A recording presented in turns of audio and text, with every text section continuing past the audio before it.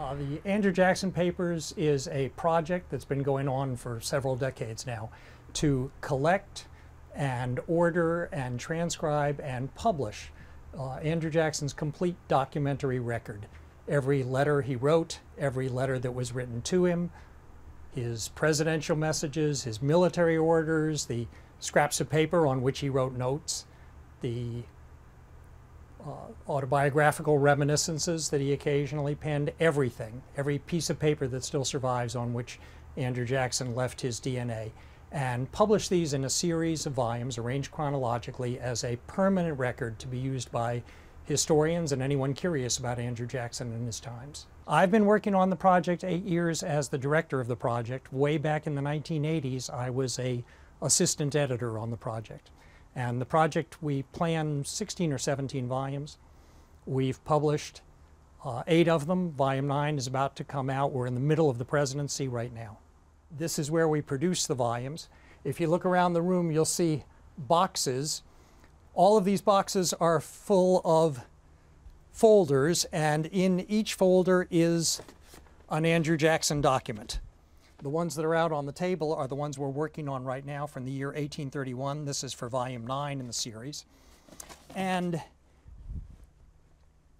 if you open a folder, say this one here, this is a letter from Jackson to his Secretary of the Treasury, Samuel Ingham, written on June 6, 1831. Open it up. Here's a photocopy. That's Andrew Jackson's handwriting. This letter is at the University of Pennsylvania. That's where we photocopied it. And there are also several other versions of this letter here because this letter provoked a little controversy and it got into the daily newspapers. What we do is,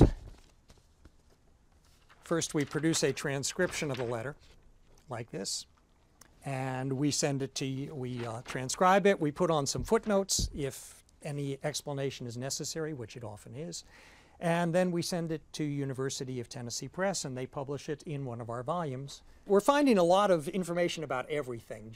Jackson's papers are kind of a window into everything that's going on in the United States during his presidency. He gets letters from everybody. He gets petitions from Indian leaders. He gets letters from several of these, from mothers whose husbands are dead and whose only son was drunk when he enlisted in the army and she needs him home and could the president please release him. We get petitions for pardons from criminals. We get, of course, letters from Army officers and Navy officers and foreign diplomats and officers of the government. So almost any subject that a historian is interested in this period has information on it in our volumes. But we're also learning, because the focus of these is Jackson, we're learning an awful lot about Jackson's personality. Jackson's a famously controversial character. There's been a debate raging among historians about what made the man tick. For instance, about whether he was a crazy man with an uncontrolled temper, really a violent and dangerous man, or whether he was simply a shrewd and calculating politician who faked his outbursts of temper for political ends. Was he in control of himself? Was he even sane? And so you have these two opposing pictures, and historians have battled back and forth about this. Which was Jackson? Was he, as one historian portrayed him, a tiger pacing in his cage? Or was he, again, a shrewd, calculating politician? The answer to all these is yes, he was all of these things. His character was so larger than life, I hate to use the phrase, but it was. He was so contradictory. He involved so many different clashing aspects within one person. I've ceased to be surprised by the things Jackson will do, but he will do something amazing, something that you don't expect every day. What were some of the things that you just didn't expect to read or to find out? I didn't realize the full extent to which Jackson was emotionally engaged in the famous Eaton affair. This is a sex scandal involving his Secretary of War, which led to the breakup of the cabinet in 1831, and 1831 is the volume we're working on now, so there's a lot on this. Jackson fantasized, there's no better word, fantasized his own vice president, John C. Calhoun, as, and this is Jackson's phrase, an agent of Satan. And Jackson wrote letters, and these are not for public display. These were letters to his own, in one case, his own niece, saying that John C. Calhoun is behind everything. He's behind the sex scandal. He's behind some political troubles in Alabama. He's behind every vote that goes against me in Congress. And Jackson could write this letter that is almost literally paranoid. By the way, this is a letter that no one had seen until about last year, when the owner of it, private owner, contacted us and said, would you like to see this letter?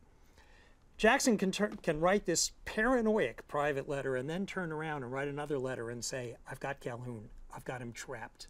Let's see how he gets out of this. The Library of Congress has the largest single collection. When Jackson went home from Washington, he took trunks full of papers with him.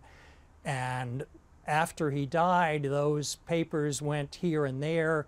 In the 1880s, a Cincinnati newspaper editor owned them all. Eventually, the Library of Congress bought them. We're talking about maybe 100,000 pieces of paper. Those were what Jackson called his private papers. Then official records are in the National Archives. So if Jackson wrote a letter on business, let's say to the Secretary of War, it wound up in the War Department, that wound up in the National Archives. We've searched through all of the papers from that era in the National Archives. But then other letters wound up in other places. Jackson wrote letters, for instance, to the Secretary of the Navy, who is from North Carolina. So his papers are at the University of North Carolina at Chapel Hill, some of them are at Duke University.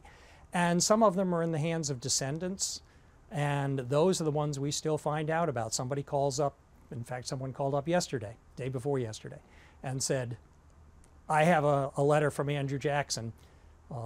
Would you like to see it? And of course we would. There are going to be 17 volumes altogether. The first 6 of them lead up to the presidency. And then the plan is to have the next 8 cover the presidency.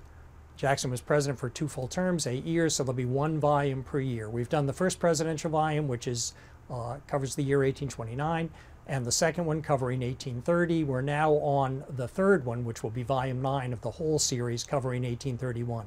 This is really the heart of Jackson's historical importance, is his 8 years as president. So we're devoting much more space to the presidency than we are to Jackson's pre-presidential career or his retirement years.